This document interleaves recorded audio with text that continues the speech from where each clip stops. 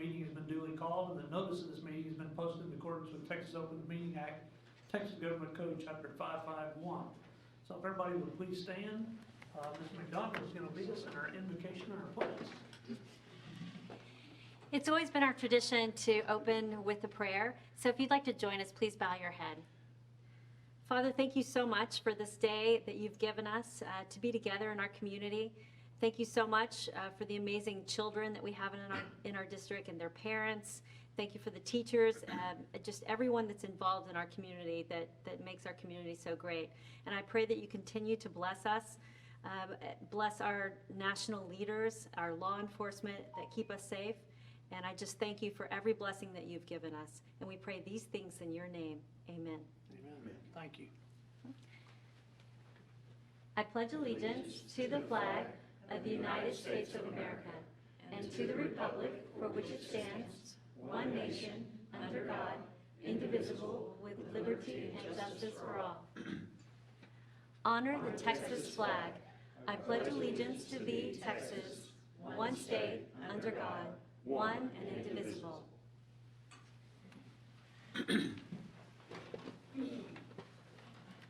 Okay, Ms. Hinkleman, do we have any audience participation this evening? No, sir, we do not.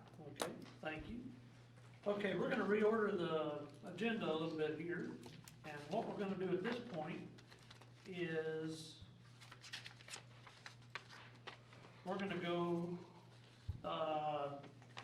at this time, the board is going to recess in the closed executive session for these purposes permitted by consult with legal counsel in closed session to receive legal advice regarding level 3 grievance appeal pursuant to Texas Government Code 551.071. And we'll address that when we come back out. So we're going to change the order a little bit and do that first. So we'll recess.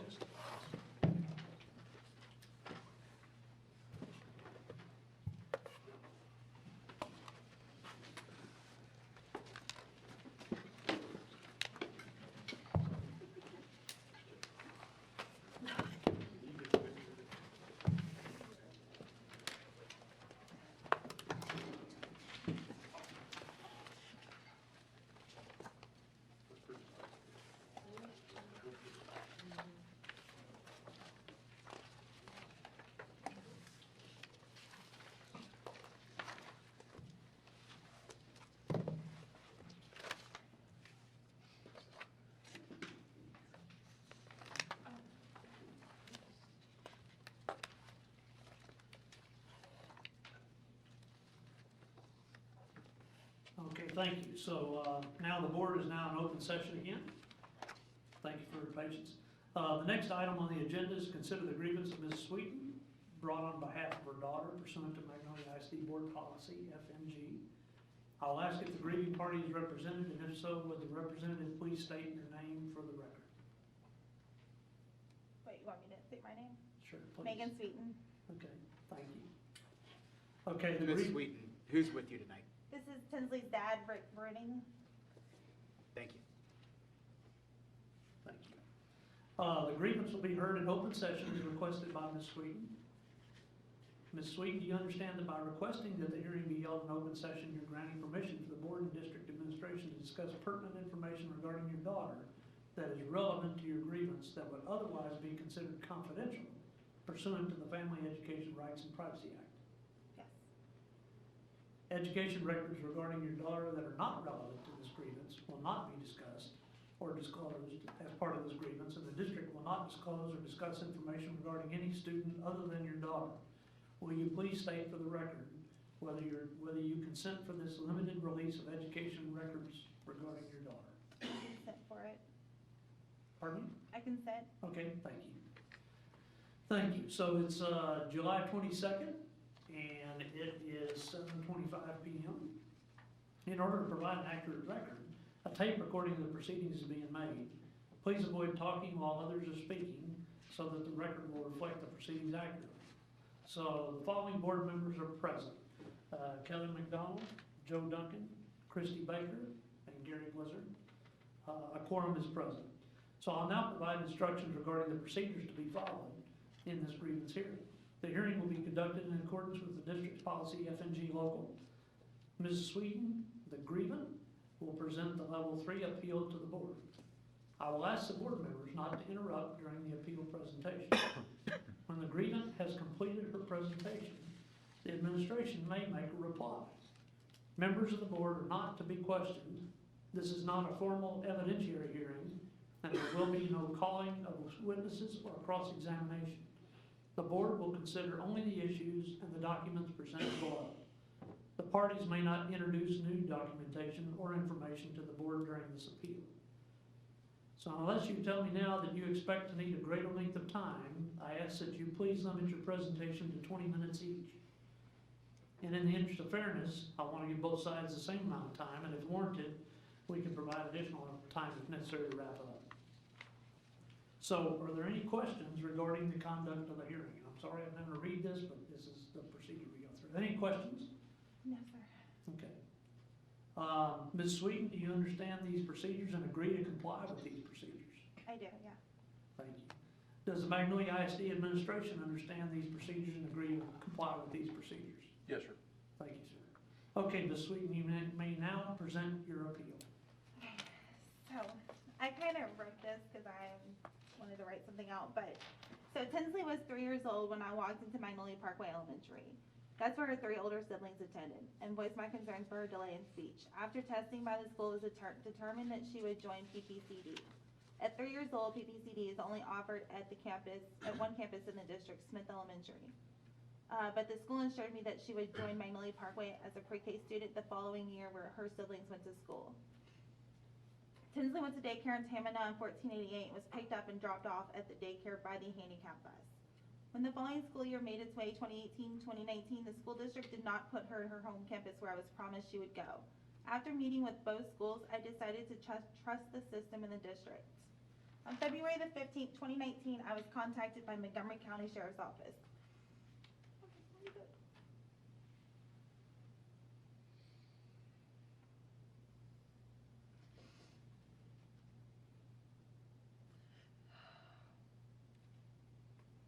I'm sorry. Detective Terrell's voice stood on the other end of that dreadful call, and she asked if I was home because she needed to identify my child that was videographed in an individual cell phone.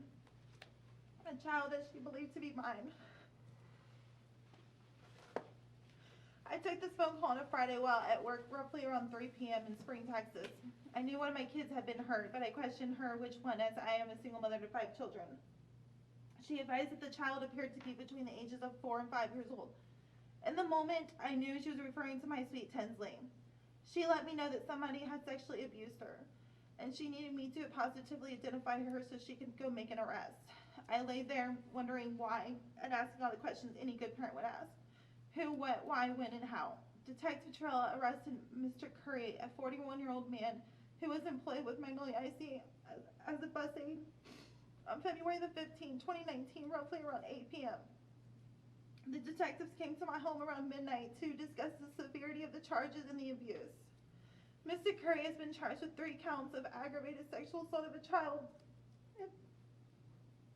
and 3 counts of possession, delivery of a child pornography.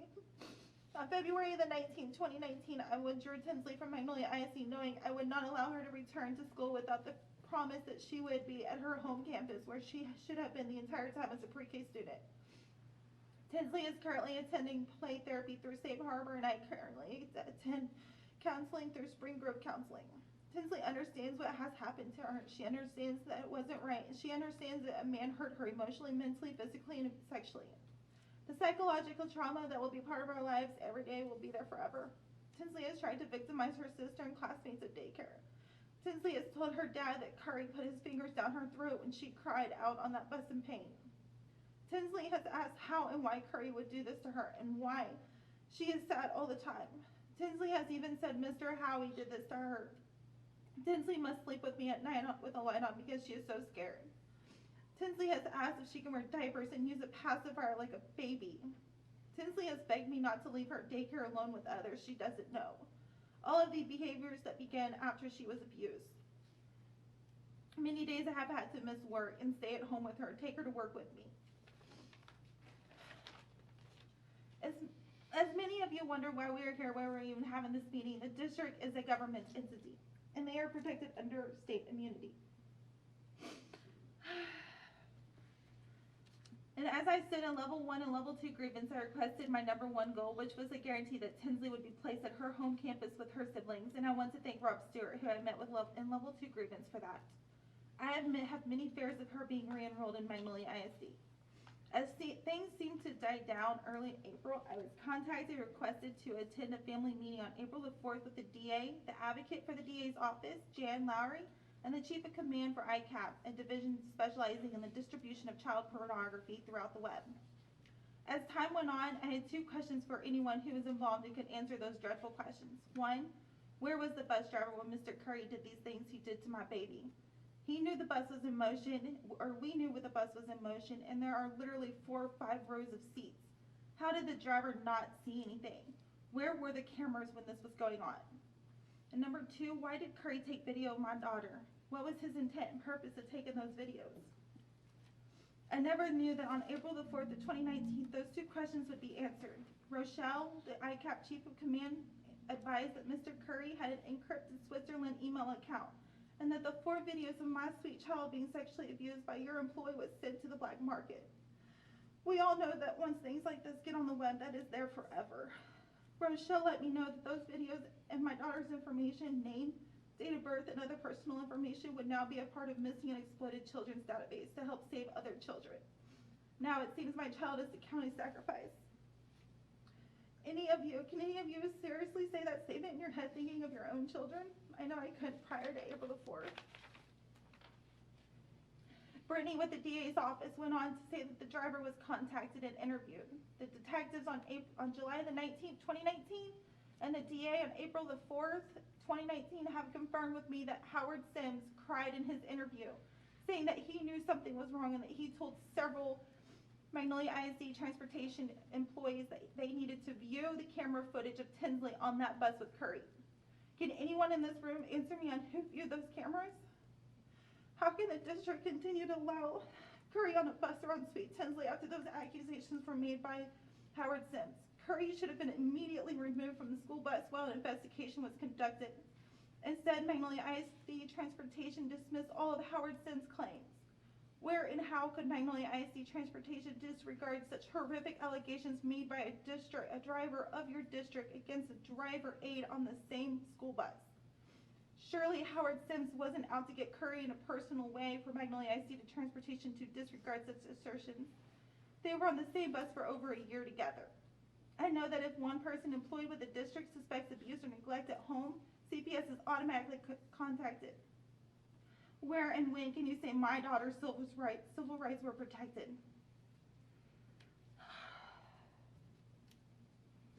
Mr. Sims did his duty and he reported this abuse, and the district did nothing.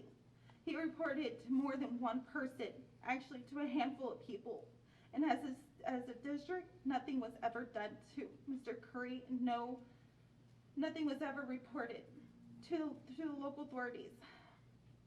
My daughter's civil rights were dismissed. The district's immunity means absolutely nothing at this point. Mr. Sims is still currently employed with the district, driving the school bus my child was abused on.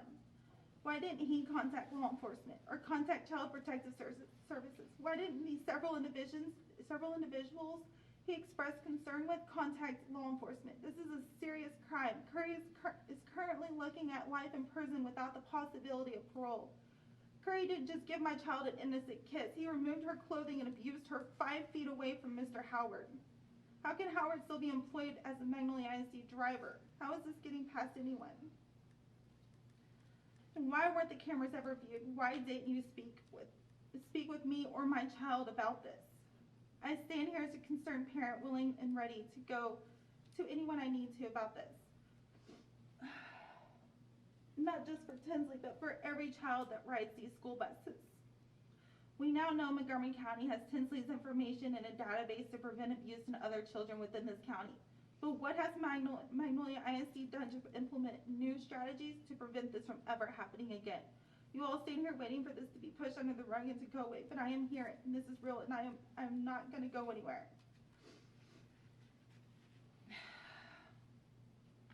I will protect her and other children from this ever happening again. Let's see extra cameras on these buses. Let's see where an employee can anonymously report abuse. Let's see where an investigation, anyone reporting, whether formal or not, be made immediately. Ultimately, I want to stand by my daughter and let her know that this was not okay, and that things like this, that things will change in this district's policies, or that new policies will take effect immediately. The district talks about making responsible, strong, educated, and good adults out of these children, but the district took that away from my daughter. My daughter will go through all stages of life needing counseling because of this. I want justice for my daughter. And I want the district to acknowledge her and to acknowledge me and to acknowledge that this happened, that things like this cannot happen. And this could have been prevented with better procedures put in place. Even though Curry is in jail, we can't walk away like nothing happened. My daughter and my life stopped on February the 15th, 2019. And I am prepared to protect her. I want to I want to stand up for all children and show them that the district failed their students as a whole. The school, when you see something, you say something, and nothing was said other than past Mr. Howie's accusations, or what he said. The district's bus aide abused her. The district's bus driver reported the crime. The district's other employees failed to even review the cameras and report such accusations to local authorities. I want to see change. I am here calling the district and its employees and attorneys out for change. Change for Tinsley and other future Magnolia ISD students.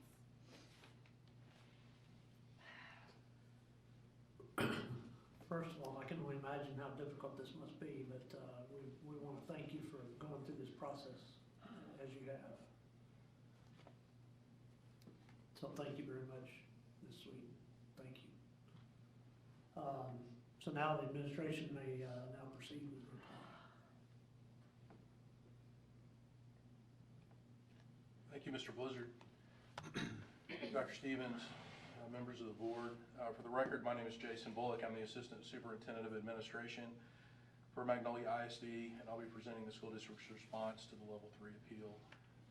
First, let me say as a parent, Ms. Sweet, I understand why you and Mr. Bernie are here. And all of us are horrified at the situation and the alleged actions of former MISD employee Matthew Curry. Magnolia ISD was first informed of allegations made against Mr. Curry by law enforcement in December 2018. The district was informed that Mr. Curry had been arrested for actions committed while not at work involving a child not enrolled in MISD. Mr. Curry was immediately terminated from his employment with the school district. The school district has cooperated fully with investigators and will continue to do so. Up until that point, the district had received no complaints against Mr. Curry that would suggest the actions for which he has now been charged. I want to address some of the concerns raised by the grievant through the complaint process.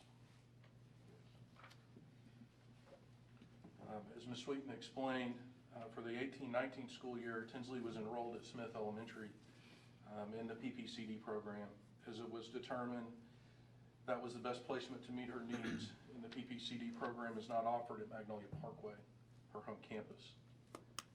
As Tinsley will be in kindergarten for the 1920 school year, her educational needs can be met at Magnolia Parkway.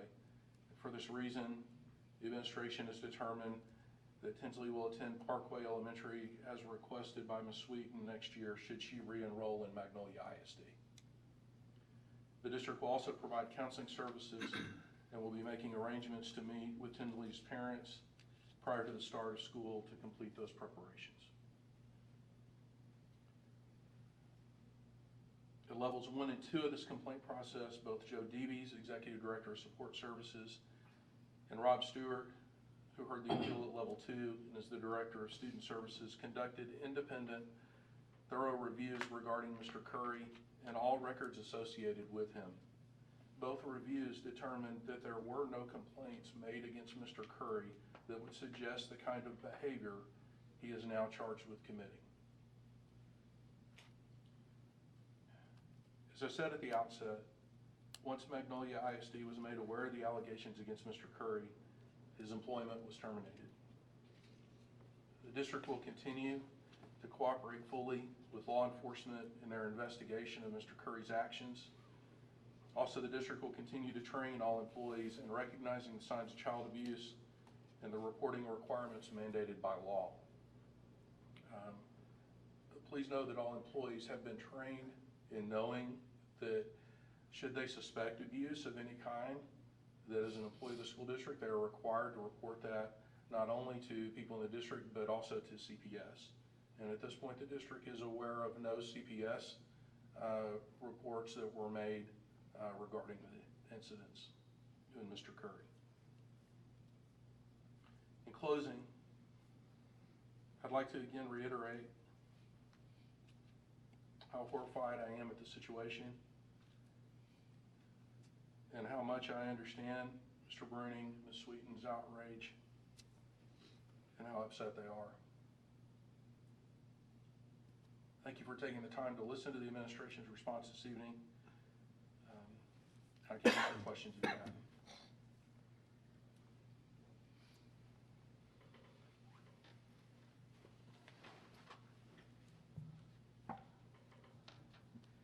Thank you. The level 3 appeal presentations are now concluded. And I'm going to now ask if board members have any questions for Mrs. Sweeten.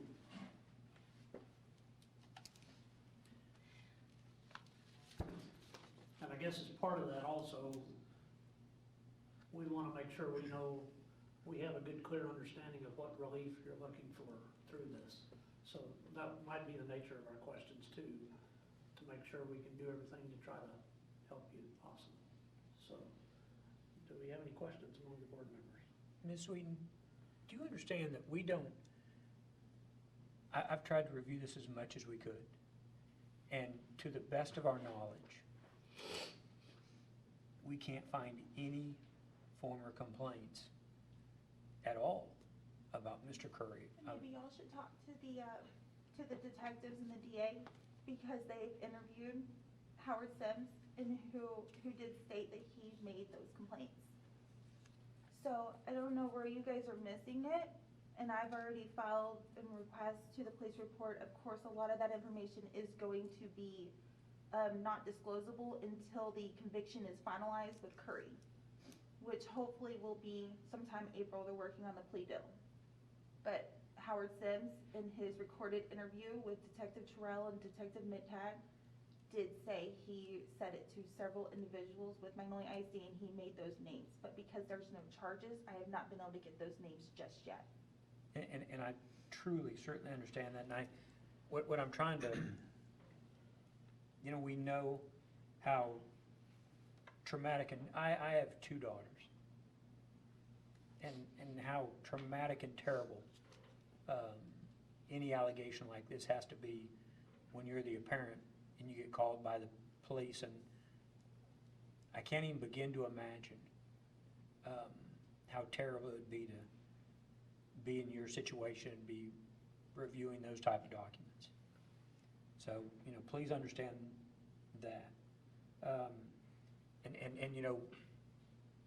please understand that we're going to do our best to find anything we can that corroborates what you're saying. And I truly mean that. But to date, to the best of our knowledge, we've just not been able to find that. Truly. We want to do everything that is in our Y'all need power to to get with help your you driver. going forward with your kids. We want your kids to be safe and educated and happy and healthy, and whatever's in our power to do, we want to do that. I think y'all should probably get with your driver and who he said those to. Because as soon as the conviction is finalized of Curry, I'm pulling it with the detective. Well, And it's recorded. we've had a couple people, even up to now, just so you know, interview, and we're not getting the same information, which I'm not saying your information's wrong. I'm just saying that we're not getting that same information, even though we've already had some people. It is an active investigation, Yeah. so I don't think we're getting everything, but we're giving everything we're asked for. And understand this, this is a terrible, terrible situation. And please understand, anything we can do to help your daughter, you know, move forward through this, if it's in our capability, we'll certainly do it. And we want her to have the best education, the best life that she can. And you know, as a school district, that's what we'll do our best to do. Do you have some specific, I know that at the end of your statement, you had some statements about things that you would like to see come out of this situation. Do you have some specific remedies that you would, through the grievance process, that we could deliberate over?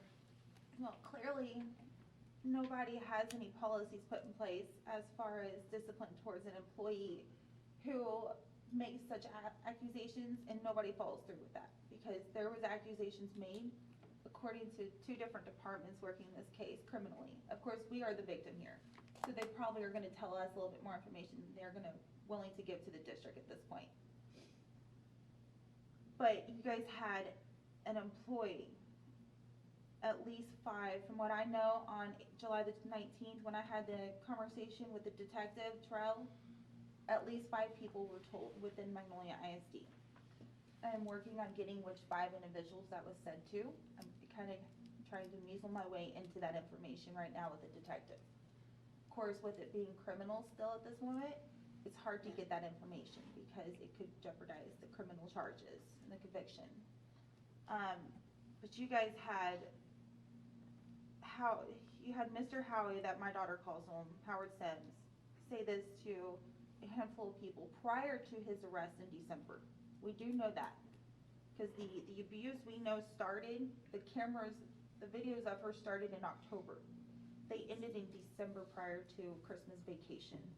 And during that time, Howard told several individuals, and I will quote what the detective told me on Friday, that it almost appeared as he was tying his shoe, but he was down there for too long, and he suspected something, which is exactly why he went to other people and said, you guys need to review the cameras on these buses because something's not right with Curry and Tinsley. And that is quote from the detective's mouth on Friday. Dr. Bullock, you said there were 2 independent investigations and they spoke with the people in transportation surrounding this, but Yes, ma'am. no one came forward and said that they had. No, ma'am. No, we So don't we're have all the same waiting on information. names.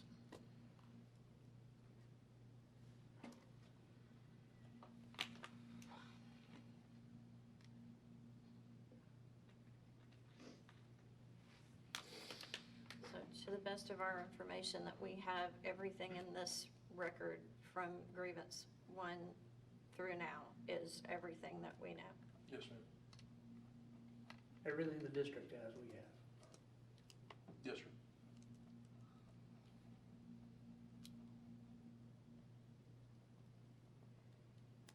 Is there something you'd like to see us do specifically to help your daughter reintegrate into education? And I definitely do not want the district providing counseling. I think that that would be an awful idea for her. I have counseling for her set up outside.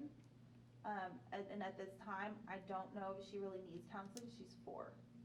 So we're still trying to evaluate how she's doing in counseling. So counseling with the district, if she has outbursts at school, I want a phone call immediately. I want her sister to be able to go and visit with her. That's her best friend. And I do not want her in a counselor's office to talk about any of this.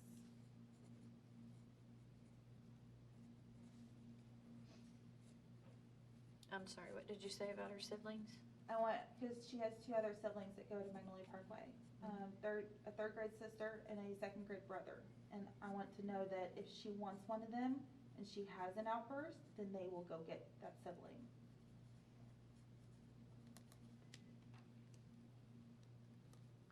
And not put her in a principal's, the day I found out, the day I was contacted by Montgomery County Sheriff's Office on February the 15th, I was contacted roughly around 3 p.m. The principal of Smith Elementary called me around 11 a.m. because she was PPCD, so she went mornings. And she said, have you noticed any changes in your daughter?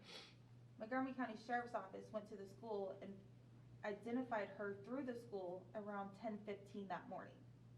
So the school contacted me to see if I had any concerns for Tinsley. And then around 3 o'clock and she said, we're gonna keep Tinsley in our office until the bus gets here to pick her up. I was not even made aware until towards the end of the day, even though the school decided they would make that phone call and, worry me as a parent. Okay, so requested going forward, you'd like phone calls immediately if there's any incident that you would not like counseling provided on campus, and for your siblings to be given access to her if she's in distress. And I wanna see changes. I mean, there's gotta be changes within the district for sexual abuse. I see it all over y'all's website, talking about, and I believe it was, 2 years where you guys were gonna make more education awareness to sexually abused children and how to notice the signs. And nobody protected her. I got a aide that abused her, a driver who reported it, and I got 5 other individuals who heard, hey, watch those cameras, and nobody did a thing.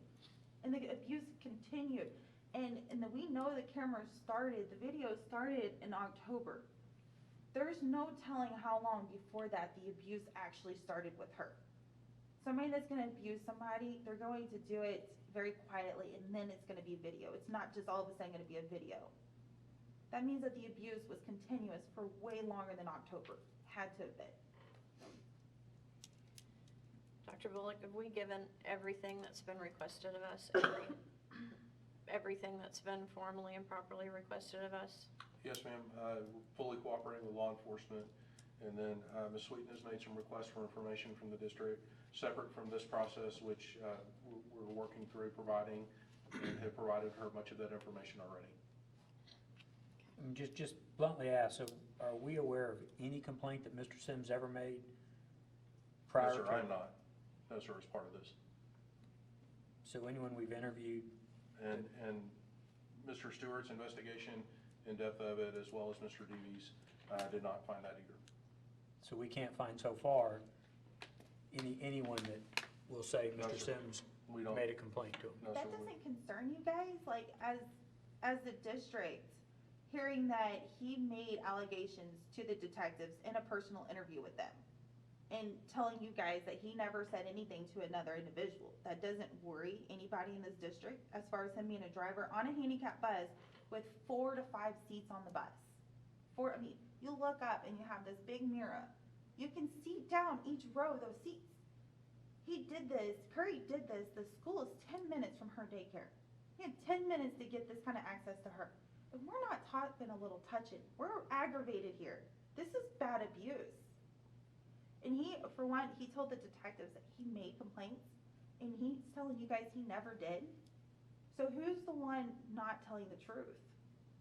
And if he's not telling the truth, is he still driving? Ma'am, We- It's my mom. It's my mom. Right, I'm we're gonna sorry. keep this to the conversation between the board and the grievance. Sorry. Thank you. This is an ongoing investigation, so certainly there could be more information forthcoming from everyone involved. And certainly understand that we have to follow the law also. I mean, we all would like to react emotionally to certain situations that happen, but I mean, if we're really investigating it, why are we going to walk into the 2019-2020 school year not knowing who is telling the truth in this? If Howard Sims is not being truthful, the district's doing nothing. Curry was autistic. He was on the autism spectrum. Who knows what his part is in this? Who knows? If he's telling you one thing, it's telling the detectives another thing. Maybe that's where your investigation needs to be. There are certain remedies that we certainly can address in any situation, and there are certain remedies where there are all kinds of regulations that tie your hands for what you can ask, can't ask, and all of that good stuff. But before we get to deliberations on anything, I have a legal question, if we could have a moment for a legal question before we get that far.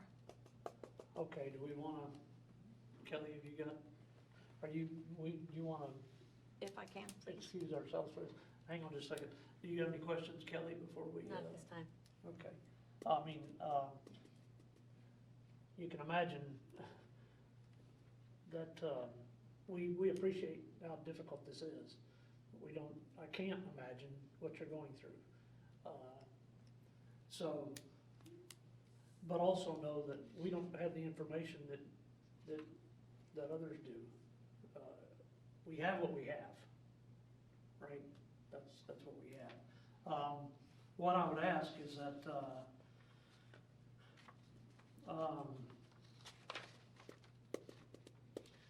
that based on some of the information you've given us, that what we'd like to do is move into closed session pursuant to Texas Government Code Section 551.071 to consult with our district's legal counsel regarding legal issues raised during the course of this hearing. So we need a break to go do that.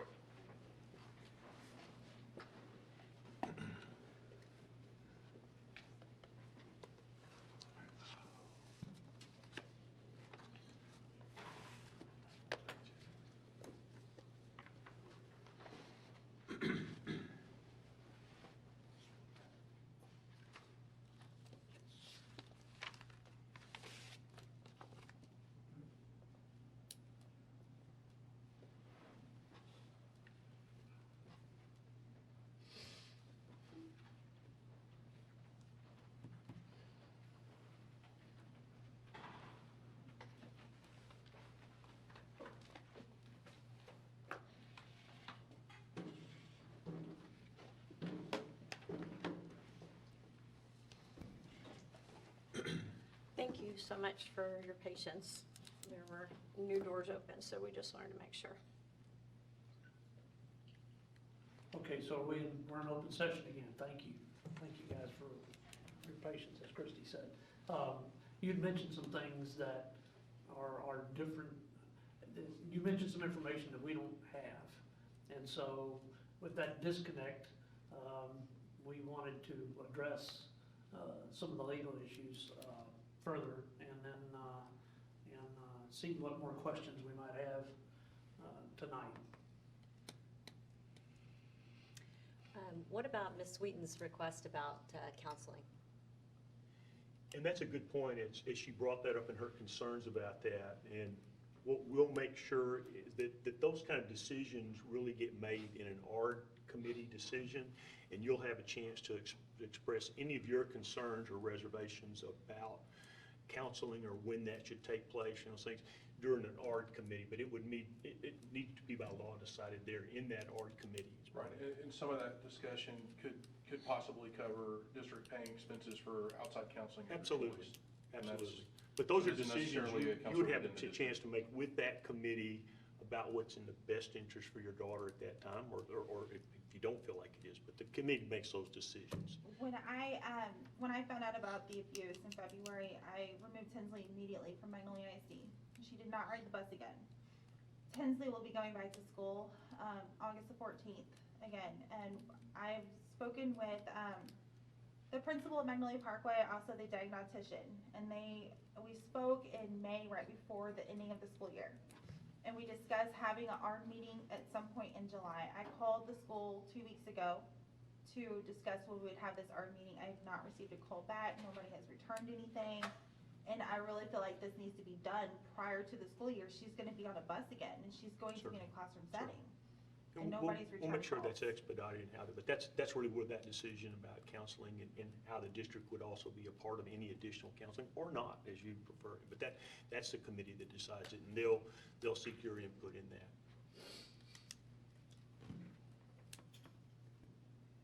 As you can tell, we want to do everything we can to understand what remedies that you want and how we can best help your kids. I mean, that's what we're all here for. We've all got kids. And from a district standpoint, or superintendent's perspective, just one of the things we're gonna make sure we continue to do is to train our employees to recognize abuse. We may look at going farther than we even have in normal years in doing that, but we're gonna continue that training. We're gonna make sure they understand about reporting procedures and they're appropriate to CPS, to law enforcement.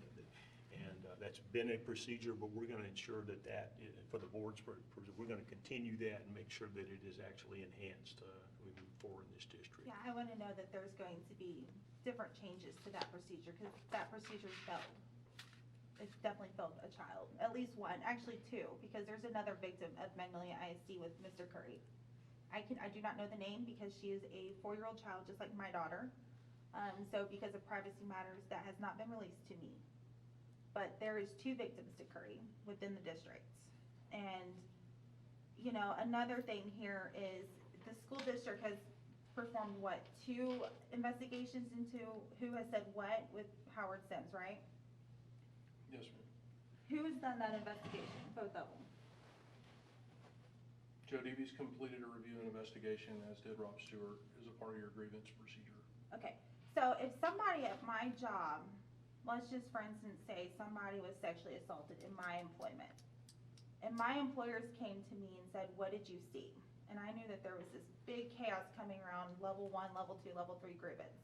As an employee, I don't know if I would feel safe within my employers to say what I really saw.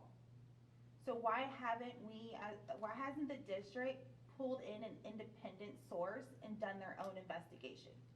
Why does it have to be somebody within the district to do an investigation? As a driver, he might be afraid to speak, especially if you guys are not using the right procedures on him being able to anonymously voice these kind of abuse issues. Miss, you know, let me say one thing about our drivers and about everyone in our district. They have been trained to report any form of sexual abuse against anyone, but certainly especially against a child, immediately. And you know, in Texas, it's the law that if you don't report that to CPS within 48 hours, you're going to jail. I mean, it's the law. And Howard's still walking. And see, but you have given us knowledge of things that before you've introduced that knowledge to us. It was introduced in level 2 agreements. Well, but once again by you. See, when we've had interactions with the police department and other people, they've never furthered any type of this type of information to us. And I think as Gary has kind of said before, and I think accurately, we can only know what we know. And please, I mean, you know, understand that this investigation is not over to us. You know, it's unfortunate these things take time. It's unfortunate that you have to perhaps go the lengths that we're gonna have to go to secure the correct information.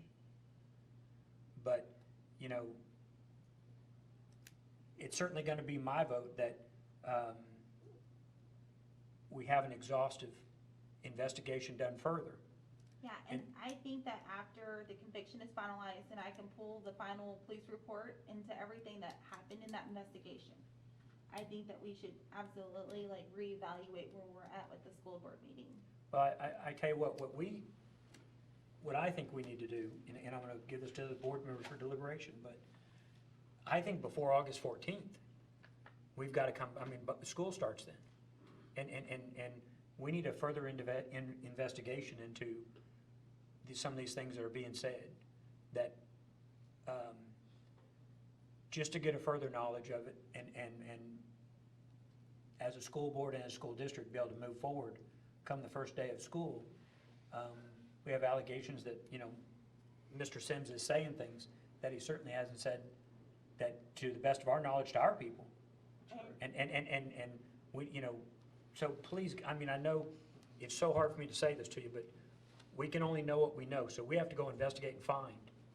And another thing, he's been riding a handicapped school bus. My daughter's not handicapped. All she has is a speech delay. That's it. That's all she was in PPCD for. Nothing else.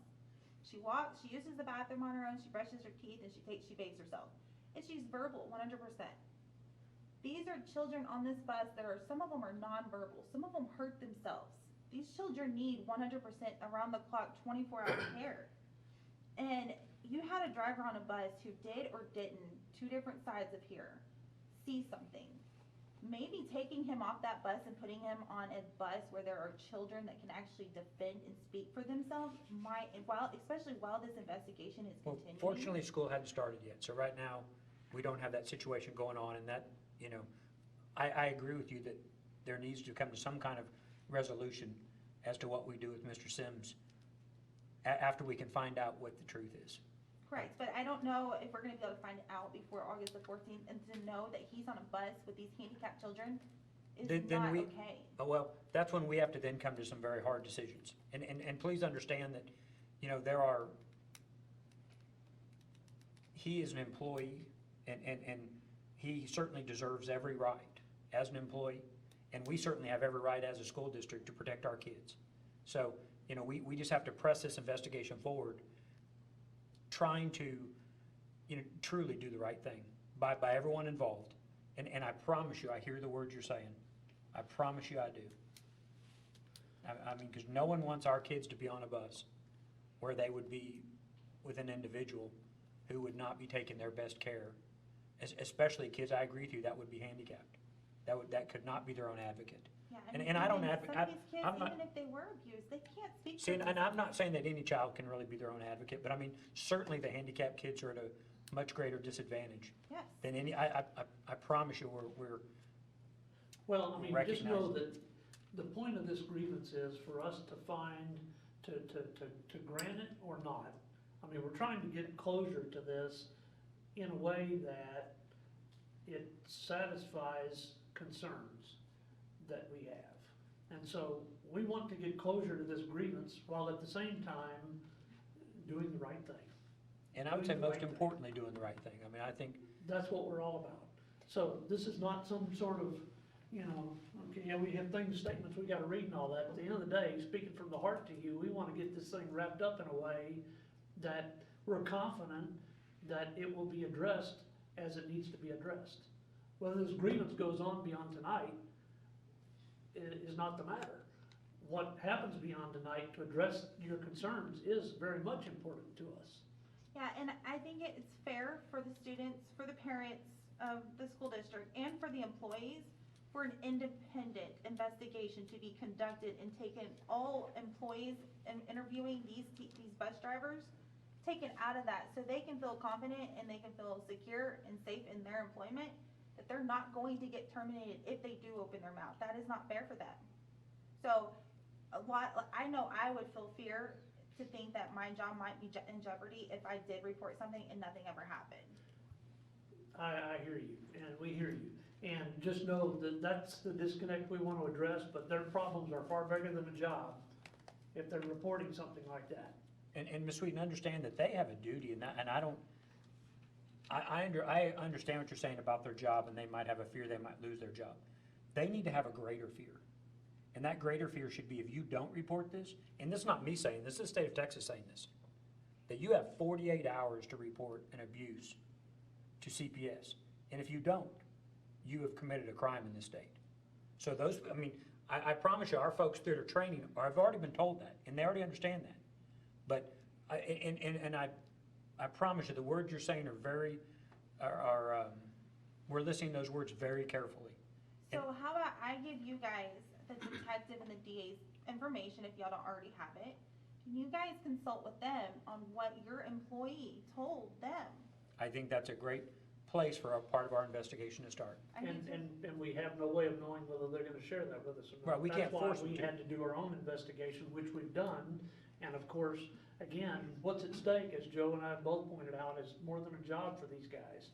Because if they come forth with the information that you say that they have, it's more than a job. It's far worse, because they waited so long to report it. And they So- understand that being in the educational field, everyone in this field understands that when you're around kids, if you don't report that abuse, you're committing a crime. And it should, I mean, we all as parents, we can understand why the state of Texas made that law. We want our kids to be safe. We, you know, and I just have to say, as I said, I wasn't there, I don't know what Mr. Curry did, I haven't seen what you've seen. Oh, But I mean, you do not I want to see what absolutely do not. I didn't even see. But I tell you what, we want people who commit crimes against kids to be punished, and we want people who won't report that to be punished.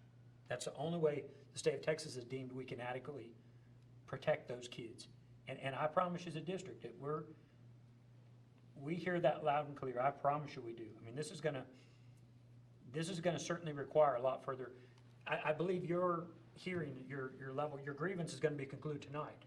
That, quite frankly, and I'm glad that's gonna happen, but that has nothing to do with us as a district, is what we need to do to, number one, finish this investigation, and then number two, to then create procedures from that investigation to do our part.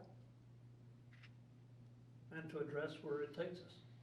Yeah. Just because we concluded, and we will, just because we concluded doesn't mean it stops. No, I understand. I understand that until the conviction, there's a lot of information that's still there too. Right. Until the conviction's finalized, and even like the detectives, it's hard for them to give me information because we're still the victim here. So they still don't want to give us certain tips and bits of it. Please know that there is not a person sitting at this table right now who does this for any other reason except that we love children more than anything, so. And another thing we need to understand is how did the district, okay, so Matthew Curry was arrested in December, late December, we know that, right? For an indecency to a child, which was a neighbor's child, it was a neighbor of his. It wasn't until February the 15th that he was rearrested for my daughter's situation. So we went, and I know on the school buses, the cameras roll over every 2 months. It's constantly doing this. They don't stay for eternity. They roll over. So how come the district, knowing that this man touched a 6-year-old little neighbor child of his, how did the district not say, you know, let's go back and view the footage? He's on a handicapped bus with our children that we're here to protect. Why did the district not go back and look at that camera for 6 weeks until you guys had to give it over to Montgomery County Sheriff's Office? Nobody ever viewed it. Nobody ever said, let's see if there's another victim. We need to protect our kids. And the sooner we get them counseling, the better off these kids are. My daughter went all this time with nobody protecting her. And y'all had 6 weeks of video that y'all could have looked at while he was on the bus with Tinsley that rolled over into nothing. It disappeared. 6 weeks of video that the detectives couldn't get, the DA couldn't read or couldn't look at, nobody could see. That's infuriating for me as a parent. There could be more victims from that school bus. We have no idea because there's 6 weeks. The detectives only got 2 weeks of your cameras. That's not fair for her or any other child. Dr. Bullock? Yes, ma'am. I can tell you this, that when the district was notified in December of the allegations against Mr. Curry, the bus video that we had was immediately retained and was handed over as part of the investigation and our cooperation with investigators. There was no lag. There was no, we cooperated immediately, and that's part of what we handed over.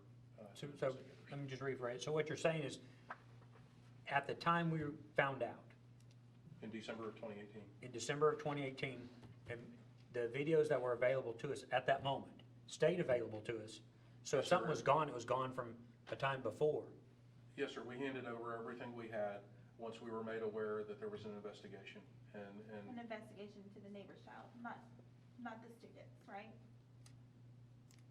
No, ma'am, when Mr. Curry was arrested, we immediately retained a video that we had of him being on a bus The first arrest or the second arrest? 'Cause when there's we two. were notified in December.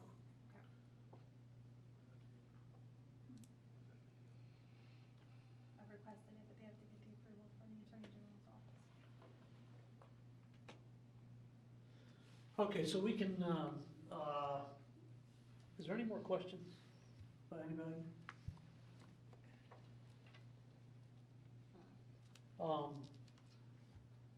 There's different paths we can take with this grievance. We, like I said, we grant it, or,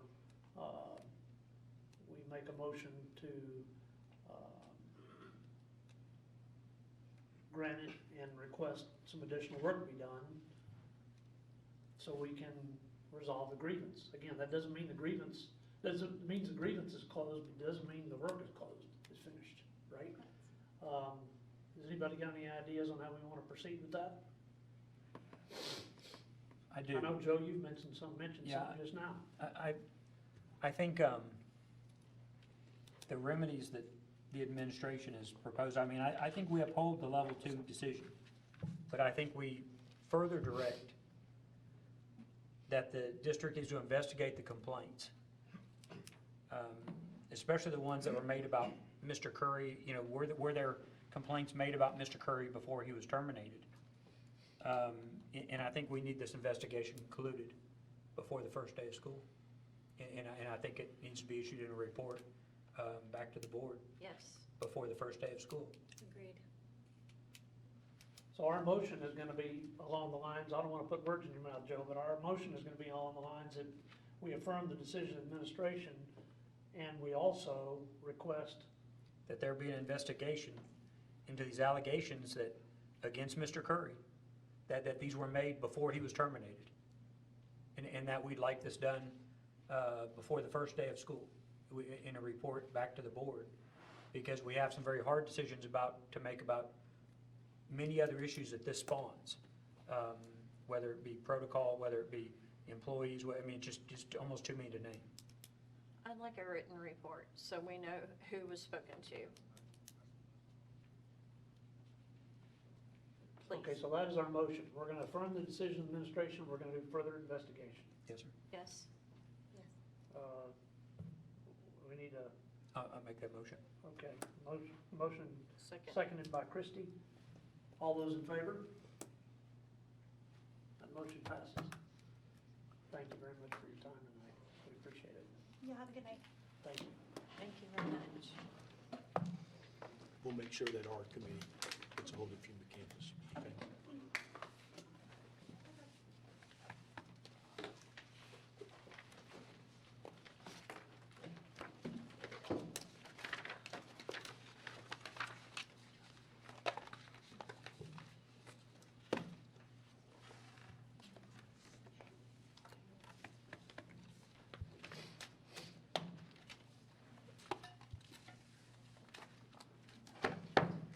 Okay, so we reshuffled our order for our meeting, and we're gonna get back to our, and I think that means, Mr. Davies is up.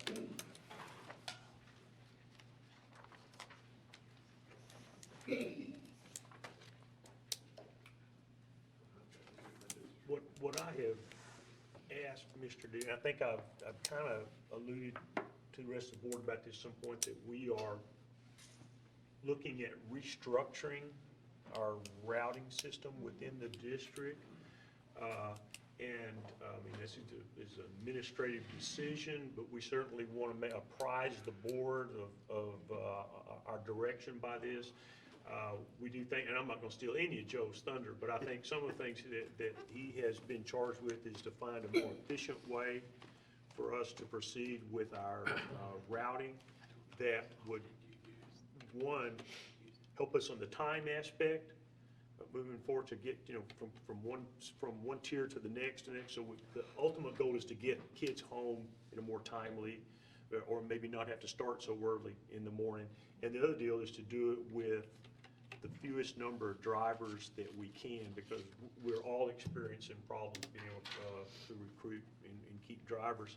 So, Mr. Deavy's worked, I think, pretty hard with his staff to make some proposals for this. Again, and we're just gonna do a presentation, just to let you know sort of where we are, and then we'll begin to move forward with some of this restructuring, you know, with some maybe constructive input from the board and some of where we are, all right? Absolutely. Mr. Dedes? We'd certainly welcome. They're yours. I do have a PowerPoint there. Here we go. Here, I believe. Well, let's do this. So,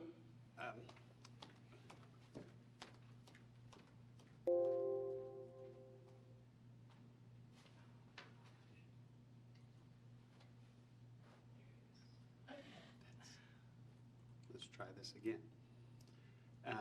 There we go. Ta-da.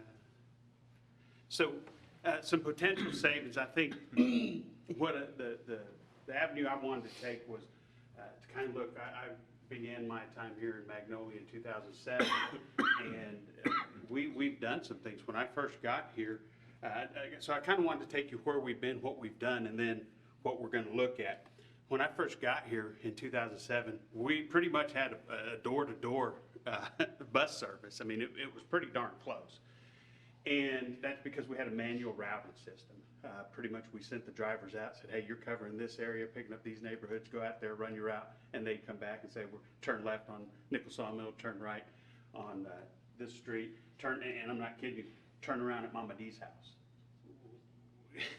I'm new, I don't know who Mama D is, I do now, but I didn't then. And so it was just an old antiquated routing system. So 2008, we got an automated routing system. And what that immediately did for us is it helped us A to B, you know, get from point A to B more efficiently, just like when if you use Waze or if you use Google Drive, whatever you use, and you say, I need to get to this address, it takes you the fastest way. And so that's kind of what the animated routing system did. It also helped us with bus stop consolidation. And so we continue from 2008, when we bought the automated system, till currently, we continue tweaking routes. You know, we have kids that live in this section and they're elementary, and then they go into the intermediate level, so we have to change. We're constantly changing our routes, and we're constantly consolidating routes. In 2012, we had major consolidation where we implemented some walk distances, what have you, and tried to even consolidate even more. So that's kind of where we've been.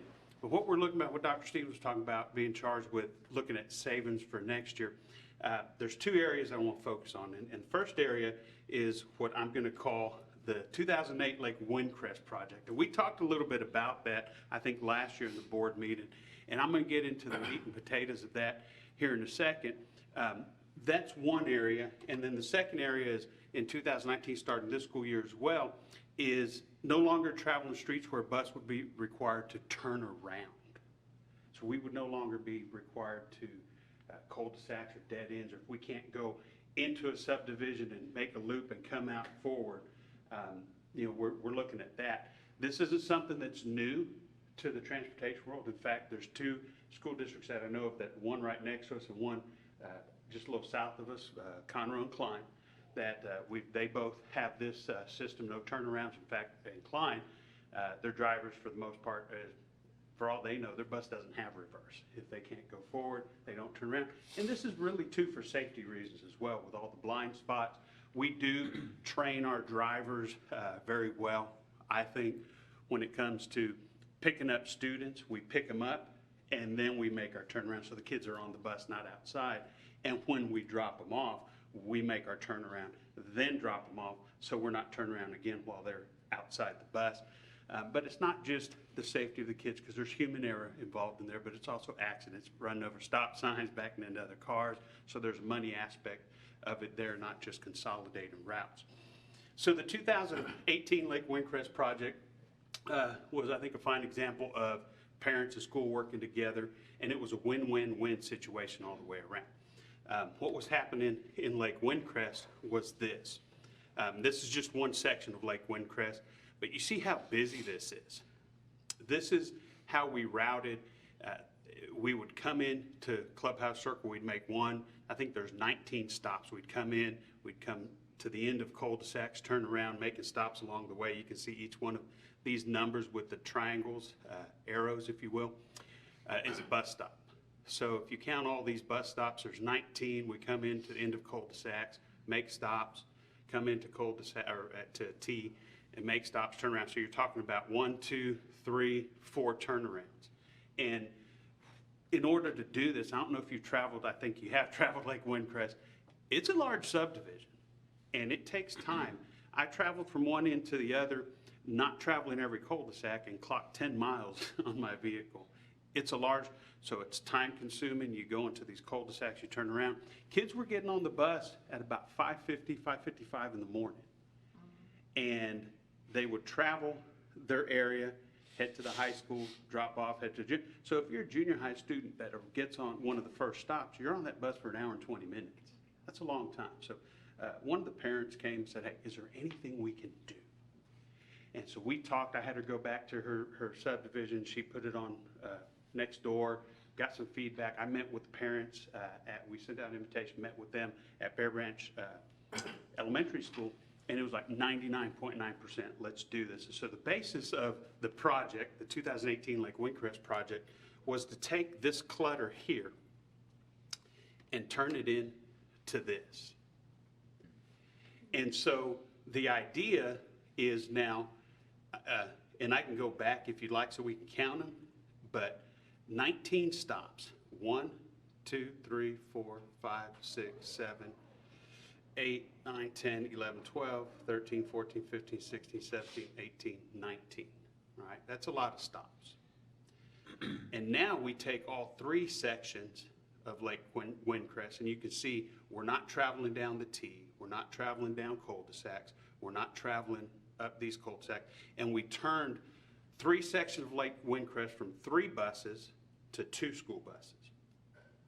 And if you count these stops here, it's 14. 1, 2, 3, 4, 5, 6, 7, 8, 9, 10, 11, 12, 13, 14. So one section was 19, now all 3 sections are 14. So what does this mean? It means the kids have to travel a little further to get to their bus stop. It's not right outside the front of the door. It may not be at the nearest corner. But in talking to the parents, they were willing to have their students travel a little bit further because it meant a couple things.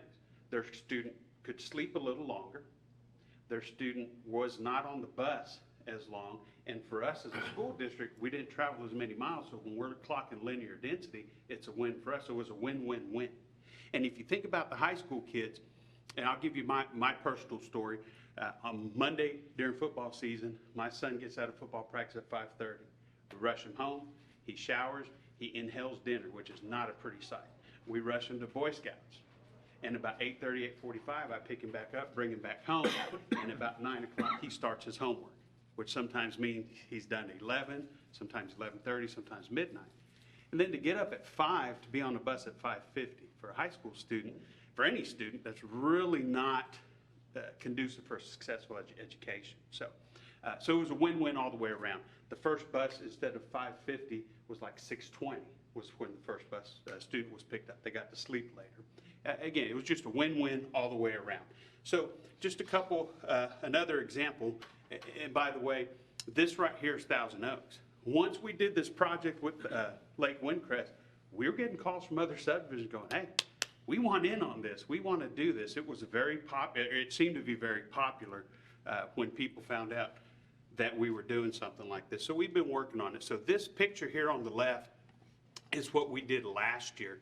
We would come into the back of Thousand Oaks, almost snake all the way to the left, snake back around all the way to the right. You see all the bus stops, snake back to the middle, snake back all the way to the right, make a loop and come out. Again, a lot of stops, a lot of distance, streets traveled, a lot of miles logged. Whereas for this next year we're proposing, we still snake a little bit through it, but as you can see, we don't make loops. We obviously don't travel. It's not as cluttered. We don't travel. Kids would have to travel a little further to the bus stop, but we'd be able to get them, pick them up later, less time on the bus, especially for those high school kiddos. They would get to sleep a little bit longer. Then we take a look at this section here. This is Country Oaks, which is over here on the west side, up 1486. It's Country Oaks and then Crown Ranch. And I point this out, you notice there's no bus going in on this particular picture, because this bus here, I believe, is bus 59, and it only has enough time to travel up to Country Oaks, make all these stops. There's about 40 kids on this particular. From this point all the way around back to the end is 4.29 miles. And then you add the, however many stops, 10, 12 stops in there, and that takes time. So this bus has enough time to go pick those kids up, take them to the high school, go back, pick them up, take them to the intermediate, go back, pick them up, take them to the elementary. And it does that 6 times, one bus. By implementing the 2018 Lake Windcrest project across the district, we would do that here, and it looks like this. So now this one bus that had to do this 6 times would only travel part of the way in, have 2 stops where students would converge this way, and then we could send it in to Crown Ranch. Whereas before, as you saw on this picture, it was one bus for Country Oaks as well as one bus for Crown Ranch. In Crown Ranch, we would travel all the way down to the ends of cul-de-sacs, make turnarounds. You see here, we're not doing that if we make a loop and come out. And I'm going to ask you to just kind of keep this picture in your mind, because at the end, I'm going to come back and talk a little bit more about this. So that's the first part, taking the 2018 Lake Windcrest project and implementing it throughout pretty much the district so we can save money, not traveling as many streets, kids are sleeping longer, not on the bus as long. In fact, I spoke with our router about this, and she assures me that no student is on the bus for more than 50 minutes, which is a big difference than an hour and a half, hour and 20 minutes. So the next part of the savings is not traveling streets that we have to turn around. And so if you look at this, this is a route, I believe Route 7 from last year, where it travels on the east side of the district down 1488. It turns into Bear Branch Lane. It has a couple stops along the way, makes a turnaround. We loop here, come down to Buckshot, same thing, come down, we have one stop, one student, turn around, come in Horseshoe, go down Happy Trail, we make a turnaround, come out, head back to the school. So this particular route would look for next year like so. The students in Bear Branch Lane would come out to, would come out to 1488. We'd still make the loop, because if we can go in your subdivision, loop around, we will do that. We'll probably consolidate these stops here. We don't go down Buckshot, they come out. We don't go down Happy Trail, they would come out to Horseshoe, we'd make our loop and go back. So you can see we don't travel streets. And this, I believe, is Sweet Gum here. We don't travel that already. So there are you see they come out to the street. There are already cul-de-sacs on 1488 that the kids already travel out. In fact, there was a time that I can remember, because a parent and I had a very lengthy discussion about it, that we used to not travel Buckshot. And sometime in between then and now, we started going down Buckshot once again. So that's what it would look like this year. You can see the savings on the mileage as well as time, since we don't have to travel those cul-de-sacs. And then this is an example. This left picture is what we do this year. We come down, this is Lakeshore, I believe. 1, 2, 3, 4, 5, 6 stops, 7, 8 stops. We make a turnaround and come out. And then we travel down Alford Road and make several stops, 1 turnaround, 2 turnaround, and then we come out, which is a lot of time, a few turnarounds. Whereas next year, this is what that picture would look like. We would come down to the first street where all these students would come out to. We actually did look at this as a turnaround. However, unless you own a smart car, you're not going down this street. And nothing against smart cars, it's just some streets are not conducive for buses to travel. And this is definitely, one of those. So it would look like that. We would come down, make one stop here. This is the loop that we would make. We would come out, and all the students on Alford Road would come out to 1488. We'd pick them up, and we'd head out on our way. And so it's time, money. So the savings come in here. By doing this, by implementing these two strategies, we would eliminate 8 routes completely from what we currently have. And we're right with regular, of course, we're talking about regular ed. We're not talking about special needs. We still would get as close to the house, if not door to door, for them. So regular ed, we would eliminate 8 complete routes.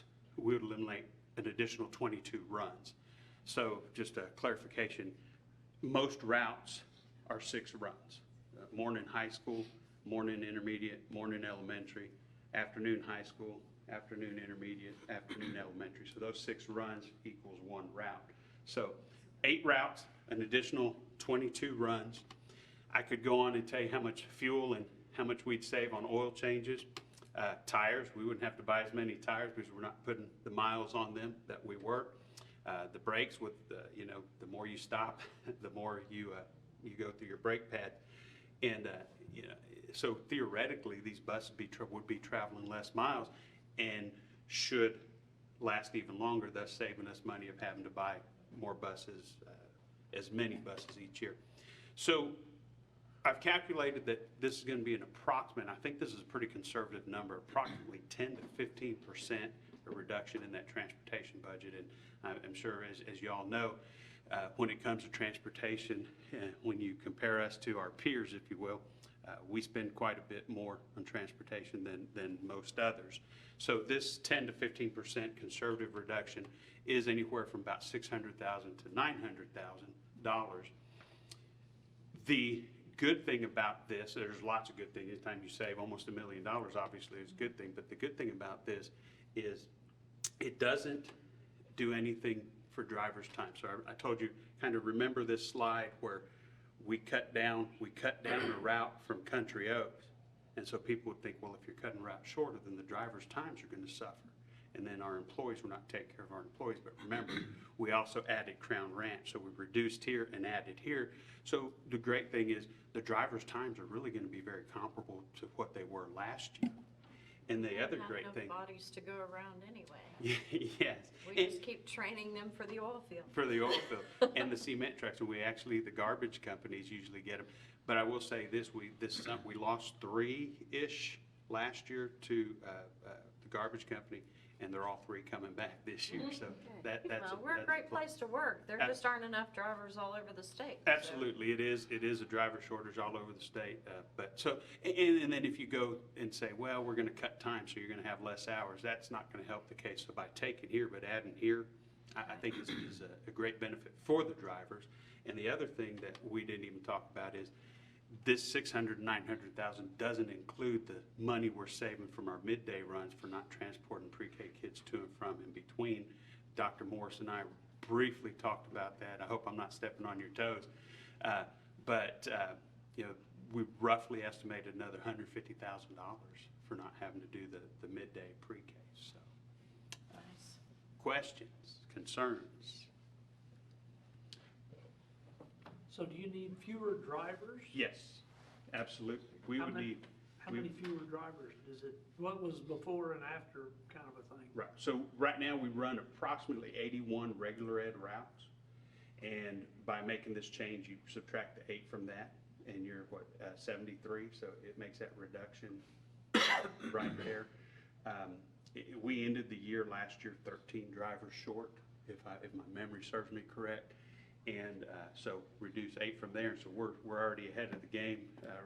We've been working feverishly. We've hired those 3 back.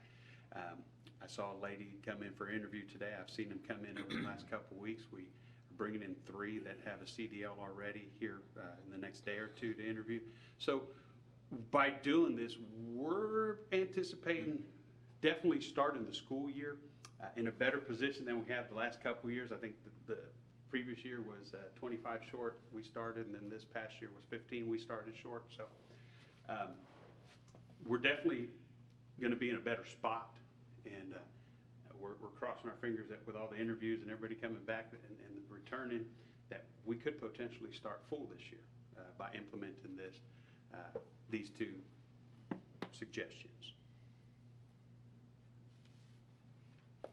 So is this ready to go? I mean, It's ready to rock and roll. We're just waiting for the let's do it. Yeah. In fact, our router has on her calendar tomorrow morning is D-Day, where we can roll it out with with our E-Link. Actually, I think E-Link will roll out Wednesday because we have to change over Teams to 1920 before E-Link will work correctly. E-Link is on the website where parents log in and punch in their grade and address, and it tells them what bus they ride and where the bus stop is located. So it's ready to roll out.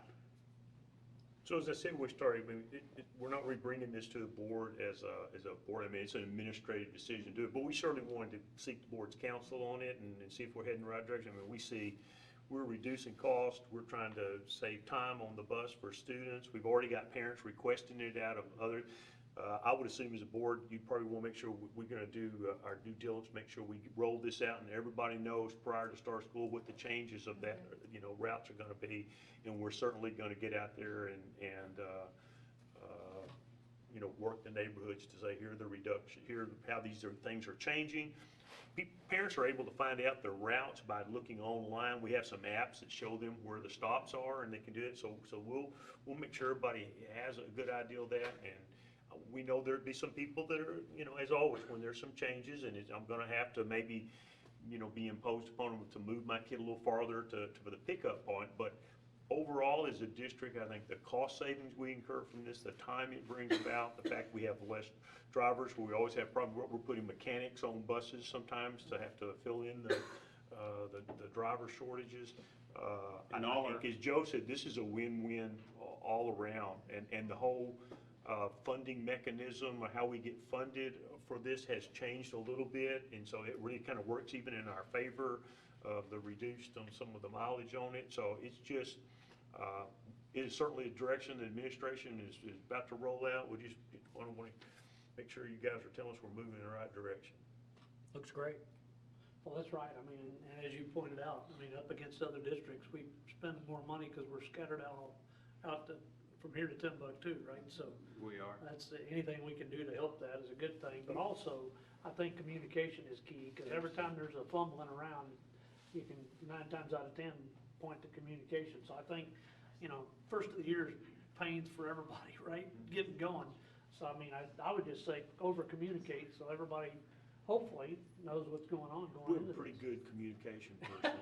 It will also put her save to those work on all families that. who didn't That's right. take Need to roll advantage some of the of that. buses because they didn't want to have to get their kid out the door at 5:30 in the morning and get them home at 5:30 at night. There are people who don't participate in the bus program because it was too long of a day. Yeah, I'm glad you brought that up, because we did notice this past year in Lake Windcrest, by doing this, our ridership rose. Why not? Yeah, it will make it easier on people who couldn't take advantage of that service. So, yeah, good plan. Well, again, we have certainly, it's not been lost on us for several years that we spend a little bit more money than the average district per student on our bus ride. We think offering our transportation is a good thing, but we also think if we can do that and reduce our costs and drivers, we'll take and reallocate and move those dollars over in the classroom some other way, which I think parents would probably appreciate a little more than more of those in the transportation side of it. Yep. So, all right. Joe, thank you so much, sir. Thank you very much. We really appreciate that. Thank you, sir. Appreciate Good work. it. Thank you. Thanks. Okay, we're going to now move on to our consent agenda. And this portion of the agenda consists of items to be routine and enacted by one motion unless we need separate discussion. So we've got consent agenda items A through E. Does anybody have any questions or comments on those? You good, Joe? Good. All right, so we need a motion that the board approve consent agenda items A through E, motioned by Kelly, seconded by Joe. All in favor? All 4 of us? Motion passes. Thank you. All right, finally, Miss Scotty, you're up. Good evening, Thank you for hanging with us. Yes, no problem at all. And Chris is gonna help me out, thank you so much. She doesn't wanna see me floundering up here trying to figure out the technology. See, you should have brought the baby. Kinda went My over. husband, We could. I keep getting help the texts, baby. she's screaming. Peter, she's tired, burp, go. Next time, next Perfect, time. thank you We're so right much. here. Yeah, next time I'll just bring her along and she can scream at all of us, I'm There just you kidding. Well, we like to do this a couple times a year. You're in for a treat tonight. We're doing it off-season, so you're gonna see something a little bit different. It's July. This is our busiest time of year because we get the turnover in July. So most accounts, the real property accounts, are turned over to us on July 1 of every year. So we send out our mass mailings, we do our biggest collection efforts in our phone bank. So you're gonna see the numbers slightly different than what you're used to, because we usually do spring and then late fall. So I'll just go ahead and get into it. For those of you that do not know me, I'm Leslie Scotty with Purdue Brandon. We collect the delinquent property taxes for the school district. So this represents delinquent taxes only. The tax office does a very good job for the district. They collect somewhere between 95 and 98% consistently of the tax base for the district before it is turned over to my office for collection. You'll see a chart at the very end of the graphics that shows that they, for this tax year that we're working on right now, the 2018 tax year, they collected 98+% of the district's base. So the district does not have a delinquent tax problem. So that remaining 2% gets turned over to my office for collection. Every July we get the new turnover. By law, the district can contract with a delinquent tax attorney at no cost to the ISD. We get what is called a collection penalty that's passed on to the taxpayer. They get notified by the tax office when that penalty is going to attach. So they go delinquent in February, they get notified, and then come July, if it's still not paid, that 20% penalty is tacked on. That's how we get paid. We get paid once we collect the delinquent tax. So the first chart I have in my packet gives you a snapshot of the delinquent roll, and it just really tells us how to direct our staff, direct our efforts. You'll notice the largest portion is the action pending, and that's where I mentioned that you're going to see the biggest change in having this report mid-July. The action pending, that's going to be your 2018 delinquencies that were just turned over to us. We're trying to find the taxpayer, reach out to them, get them on a payment schedule, get their attention, and get the delinquency taken care of. So you'll see that's the largest part of the pie, and that's what we're working on most immediately. You'll see the next largest section is the deferral section at 24%. So when taxpayers are 65 or older, they may elect to defer the payment of taxes on their residential homestead. Same goes for taxpayers that also have a disability. They may do the same. So this represents taxpayers who have elected to defer the payment of their taxes. So we cannot actively collect those. Taxpayer may pay the taxes during the pendency of their deferral, but we cannot engage in legal proceedings against them. And the taxes remain on the account until they're either paid or the deferral is removed. And then they're paid after the removal of the deferral. The suit litigation section, 17%. If taxpayers don't realize the seriousness of the situation, sometimes it's necessary for us to file a delinquent tax suit.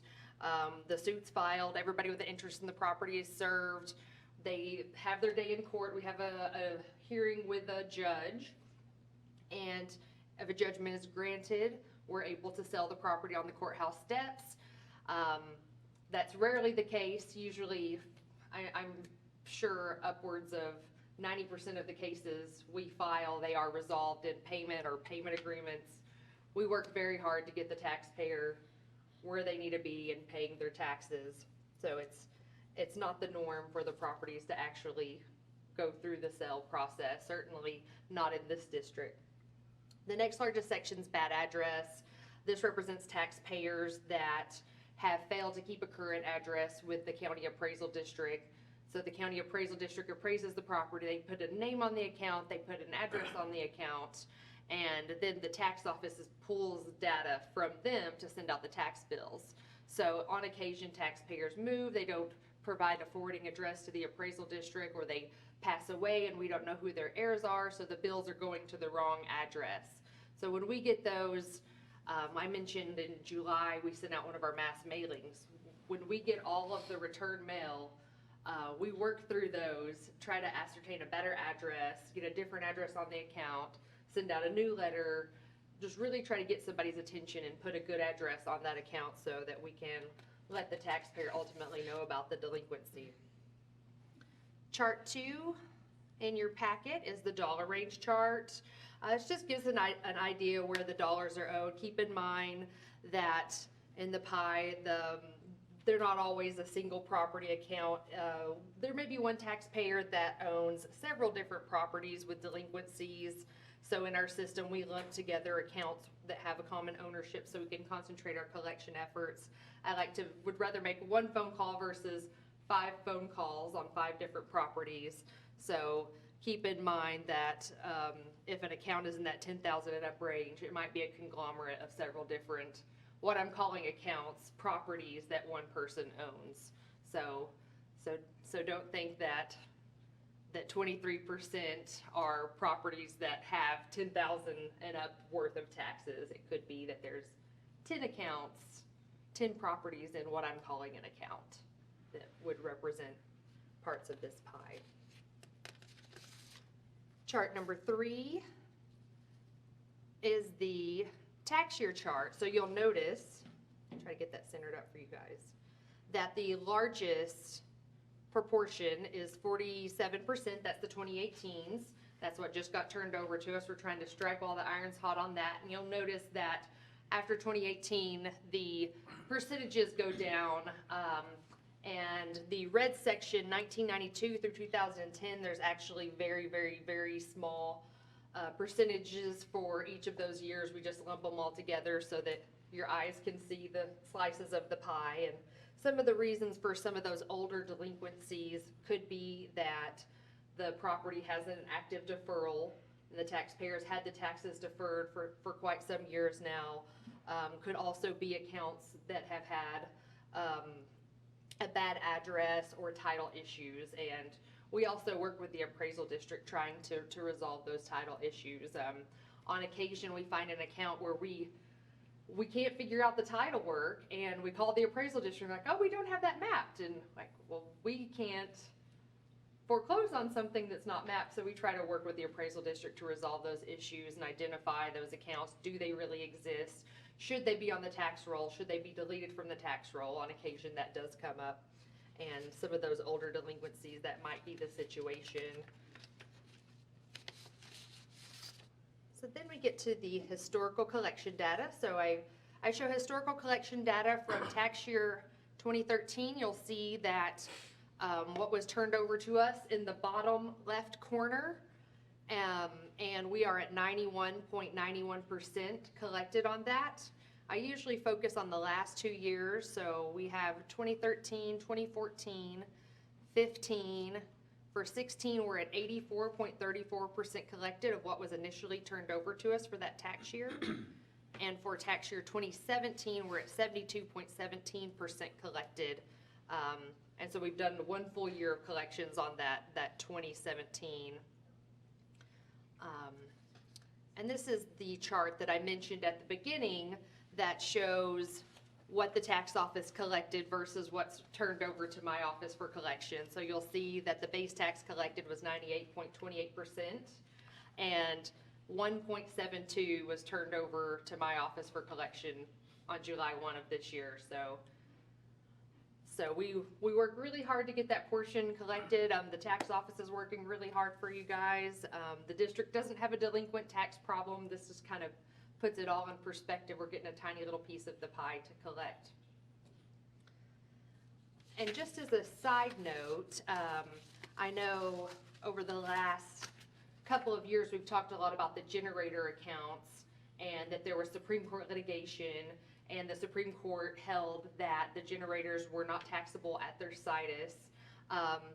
Looking at the tax roll, it looks like most of those have resolved themselves and are now off the roll, so that's no longer plaguing our tax roll. So what we have now on the tax roll is stuff that's more likely collectible. So I just wanted to give you a little update that those have resolved themselves.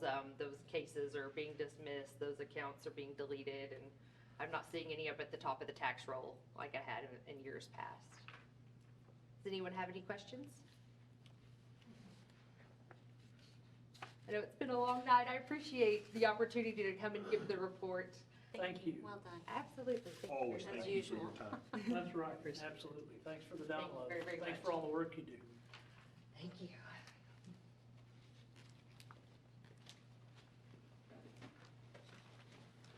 I assume Dr. Bullock's up next. That's right. And actually, this is a public hearing.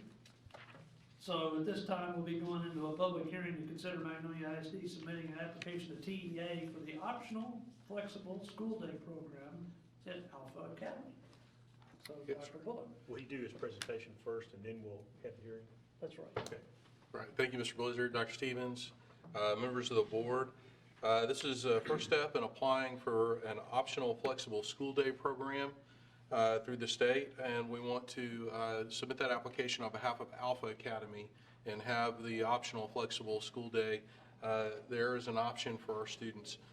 What this does is it allows students that meet certain at-risk criteria to have a modified schedule of when they attend school. It's primarily designed for students that have responsibilities outside of school, like a student who's already part of the workforce or maybe has family obligations. They could come to school a portion of the day, and the school district still receives full funding to support an educational program for that child, and they aren't considered truant or missing school because this optional flexible day makes the district whole on funding a program for them and also doesn't consider them as missing school. And so in effect, the way it works is the district has to track the minutes the student attends, and while students on a traditional calendar are required to attend 75,600 minutes in a school year, students under an optional flexible school year school day program would be required to attend 43,200. So in effect, you're talking 240 hours or 240 minutes per day as opposed to the 420 minutes a day that is required of students on a traditional calendar. And there's all kinds of flexibility. It is what it says, right? It's flexible, so it's not a one-size-fits-all. And the number of minutes has to average out over time. So if maybe a student has family obligations on every Wednesday, then they could miss every Wednesday as long as their cumulative total meets the 43,200 over the entirety of the school year. And Mr. Cooper, I know, and the staff at Alpha have some plans to be able to track these minutes and to meet the compliance, but that's really what we're after, and we're not applying for anything that's out of the norm. I think I pulled the list earlier today, and for the last school year, there were 89 school districts in the state of Texas that have a program that has been approved for the optional flexible school day through the state. Several of them are large districts in the Houston area. This is pretty common practice, but that's basically the gist of what we're asking about. So at this time, I'd like to open the public hearing. If anybody has comments they would like to make.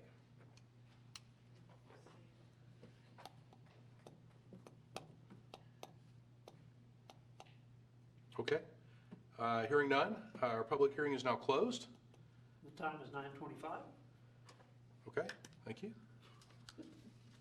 and you're on again. Duly noted. So now that we have had our public hearing to consider and receive information about our optional flexible school day program, our next step would be to ask that the board approve the district's application to be submitted and to follow through with the requirements to institute the program. Okay, what questions? You have questions? I'm all on board. I think that's a great plan. Is this something we'll bring back every year, Dr. Bullock? Well, yes, it is required to go through this step every year before the school year to institute the program. There's also an evaluation piece annually where we have to come and present to the board, which Mr. Cooper will play a big role in that as we move forward. The effectiveness of the program and how this is impacting graduation rates at Alpha. Good. So there can't be any slipping. That's right. If the students are only getting 4 hours a day, Yes, sir. roughly, how do we make up the rest of the time? Well, Alpha really doesn't run on a seat time. Remember, everything there is self-paced. Sure. And so that's a lot of what allows us to apply for a program like this and institute it at a self-paced dropout recovery program like Alpha, and that's where many districts use this. So it's not that they're missing time. Remember, these are kids that a lot of them are down to a few credits to finish up, Okay. or need prep time just to be ready to maybe pass the next state assessment that gets them across the stage. And so, you know, a traditional school day, when they only have a few credits left, sometimes it doesn't really fit their other demands that are on those kids. Sure. Good question. And otherwise, they were required 75,000, huh? Yes, sir. Mhm. Okay, no other questions? All right. Okay. We need a motion to, like Jason said, need a motion to board approve the request to submit an application for the optional flexible school day program application to Alpha Academy for 2019-20 school year. Christy Baker, motion seconded by Kelly, all in favor? Motion passes. Okay, thank you. All right, Dr. Bullock, this one is for you, no action for us. Yes, sir, that's correct. This is TASB Policy Update 113. And as you see, there's a list of policies. You know, as we talk about, a lot of these policy updates are, you know, just basic school business. We're updating the language here. We're deleting a section here to be more in line with another policy. I tried to find something meaty to talk to you about in this update. It's really not there. This is really housekeeping. We're deleting redundancies in policies and clarifying language and inserting affirmative statements in a few places that clarify requirements. How's that for administrative speak? But that's really, that's what this is. As always, you know, the board approves local policy changes, and so as our customary practice, I'm bringing this before you as your first read. Be my guest in diving into it, and should you have questions or see things that you want us to handle differently than that are there, we can deal with that as it comes back next month as an action item. In fact, I think, if I remember right, a thing or two was pertained to the board, and it looked pretty benign. Yes, sir. That's correct. That is correct. All right, sir, any questions? Moving right along. Thank you. Okay, so this is Board Policy DCE Local, and we're going to bring this to you on one read, and this deals with contracts and what type of contracts certain employees receive. And again, we are clarifying language in local policy. In the previous version of this policy, it says that that any director or coordinator position not directly related to instruction would receive what's referred to as a non-Chapter 21 contract, which doesn't have, Chapter 21 contracts are generally reserved for people with teaching certificates and teachers and principals and that type. So for directors that are or coordinators in positions not directly related to instruction, we have applied that to assistant directors and executive directors, but we wanted to go ahead and specifically state that in policy just to kind of update where we are in customary practice, and also add the phrase on advice of counsel that's also applying to any position for which professional licensure is required instead of a teaching certificate, which would be some of the therapists, like an occupational therapist or a physical therapist that we use in special education. So any questions about that? Really doesn't affect our customary practice, we're just aligning policy. No questions? Okay. Crickets? Okay, if there's no other questions, we need a motion that the board approve local policy revisions, DCE, employment practices, other types of contracts. Motion by Joe, seconded by Christie, all in favor? That motion passes too. Okay, thank you very much. Thank you, sir. All right, this is Bulldog Boulevard. So yes, item 7F, this is kind of a housekeeping deal. The private drive that runs parallel to Magnolia High School, it actually, we have it's a easement to allow church to have access there too. So it is sort of open for the church part of it. We don't have a name for it, and hence, because of that, they have a hard time, the church does, actually securing an address. And if we actually name this road, not only would it secure them an address, but it would also give them a 911 destination as a part of that. So to do that, I had to work with the county. Charlie Riley's helped us with this, but it does require us to take a resolution, since it is a private drive, to have it named, and we'll designate that as Bulldog Boulevard. Yeah, easy for me to say. Well, there was a lot of interesting names that were floating out there, but Bulldog Boulevard, we actually won out. That sounds like an original one. Yes, it was.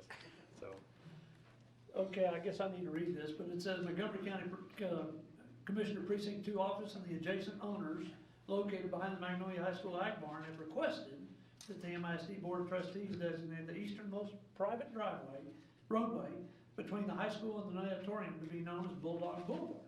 This is to ensure that the adjacent owners' addresses will be compatible with the Montgomery County 911 emergency system for GPS locating purposes and proper routing, I guess, of 911 emergency personnel in the event of an emergency. So, are there any questions?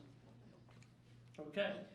Then we need a motion that the board approve the resolution and order renaming Magnolia ISD Private Road as Bulldog Boulevard, as submitted by Assistant County Attorney John McKinney Jr. and as recommended by Dr. Todd. We need a motion. Kelly, motion first, seconded by Christie. All in favor? That motion passes. I'm gonna turn down there tonight, because I wanna be the first person to have actually driven on Bulldog Boulevard. And I'm probably gonna beat you, Ms. Queen, because you're going the other direction. Yeah, well, I'm gonna be the first one down it, so take a picture. I'll put a selfie up there. Nice sign up there, right? Yeah. All right, 7G, I'm up on that one too. 7G is the board's aware, their association, TASB, has a board of directors, and each year you guys are called on to cast a vote for those representatives that would serve you. Currently in Region 6, we have Jason Denalik, who's a board member from Cameron ISD that is serving in that position.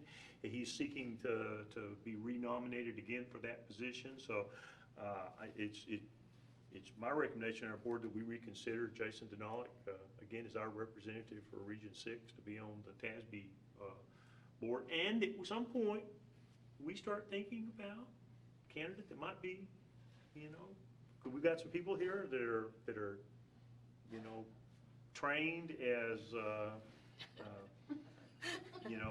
board members extraordinaire across the state of Texas, have been through the whole training here, and we know one right down there. We probably should have had some recognition tonight or something, but we'll get that on the agenda. But we need to somebody eventually step up, maybe look at one of those board member roles. It's required to make some of the meetings annually every year for the board of directors and help approve a budget for that operating position. But anyway, that's my recommendation. And we need a full cast of characters to fight over that. Probably. So we need everybody here for that. Exactly. Okay, are there any questions?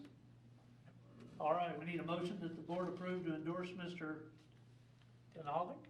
Jason Denalik. Okay, I'll make sure I said it right, for the TASB Board of Directors. Correct. Motion by Joe, seconded by Kelly. All in favor?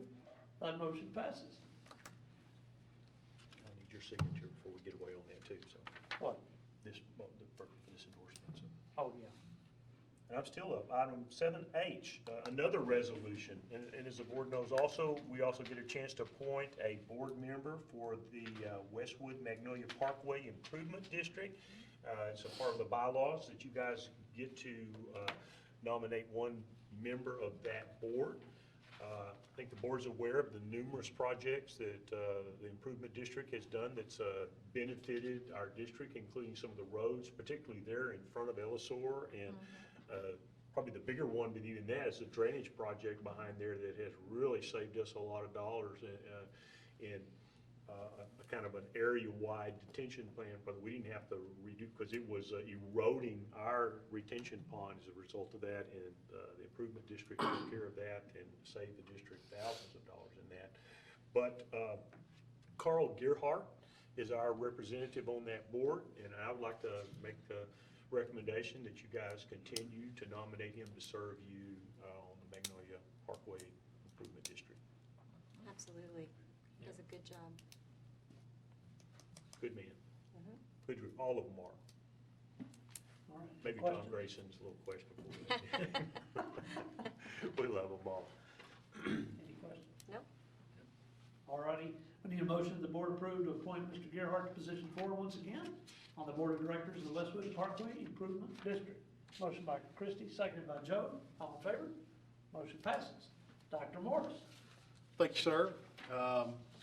One of the more important agenda items that I've been associated with in the recent past, need to consider who we're going to use for Smart Snack chicken sliders tonight.